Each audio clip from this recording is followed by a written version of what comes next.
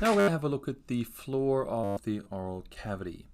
And first off, we can say that among the tissues that form the floor of the oral cavity are going to be the geniohyoid muscles, the mylohyoid, and the anterior digastrics. See, the geniohyoid, and remember I've taken the right side of the face and everything away here. The geniohyoid actually will originate at the inferior mental spine of the mandible, which will be anteriorly here, and inserts on the body of the hyoid bone here. When this muscle contracts, what it's going to do is going to be depress the mandible and elevate the hyoid bone a little bit. The nerve supply is going to be via the C1 spinal nerve, which travels along with the hypoglossal nerve. Here's your mylohyoid, and the mylohyoid is very important. Kind of like, it's easy to recognize because its fibers run perpendicular to those of the geniohyoid and mylohyoid. Okay, it'll originate on its own special little line called the mylohyoid line of the mandible, and it'll insert into the body of the hyoid bone as well.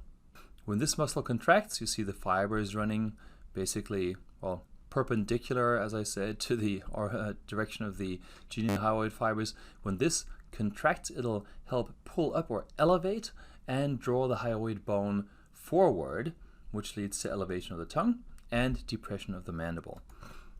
Oh, by the way, it's innervated by the nerve to the mylohyoid. Duh. And we have here the anterior digastric. Remember, if there's an anterior something, there's going to be a posterior. Well, the posterior digastric we have hidden now, but the anterior digastric, it's also innervated by the nerve to the mylohyoid. B, it originates on the digastric fossa of the mandible, which would be anteriorly here. Yes, the mandible is hidden, that's why you don't see it. And it'll insert on the intermediate tendon, which is going to be this part of it here, where it connects to the posterior digastric. When the anterior digastric contracts, what it'll do is it's going to help elevate the hyoid bone and pull the mandible down or depress the mandible. So now let's have a quick little review of some of the muscles that we've already dealt with and some of the nerves that are important for us. So we have here the tongue, some of the muscles that we've already dealt with and some of the nerves that are important for us. So we have here the tongue. We know that the tongue has both intrinsic and extrinsic muscles. We'll deal with the more detailed functions of these in a little bit. You can see also coming up from up here where number 2 is. Number 2 is actually the lingual nerve. Remember, the lingual nerve is a branch of the mandibular division of the trigeminal nerve. So it's from V3.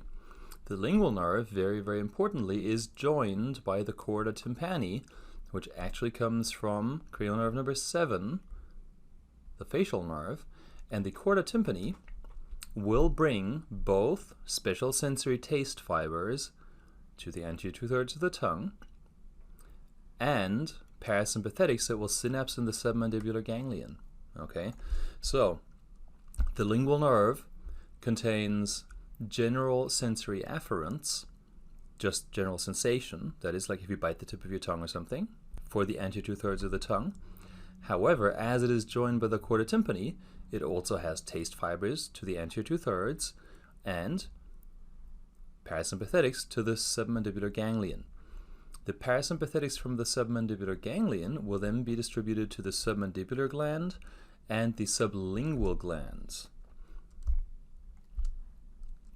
Back here, we have labeled number 4.